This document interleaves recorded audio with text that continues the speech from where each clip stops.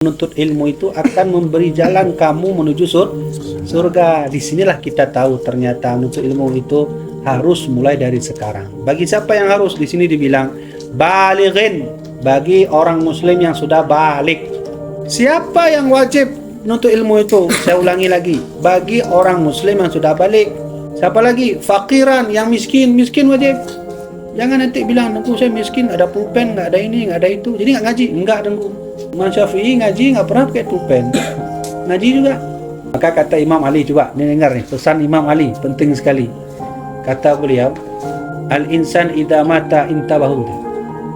Manusia itu al-insan nisyan dan niyamun, al-insan niyamun.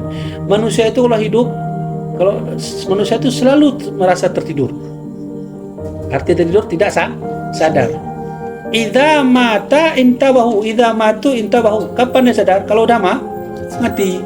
Kata Imam Ali, al-insan niyamun, manusia itu selalu tertidur, nggak bangun-bangun dia. Artinya apa? Lalai.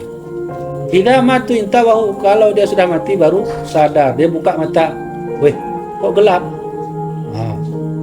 Mana ayah saya, mana abang saya, mana istri saya, mana anak saya? Dia bangunlah, dia lihat ke bawah, wah, udah dalam kubur.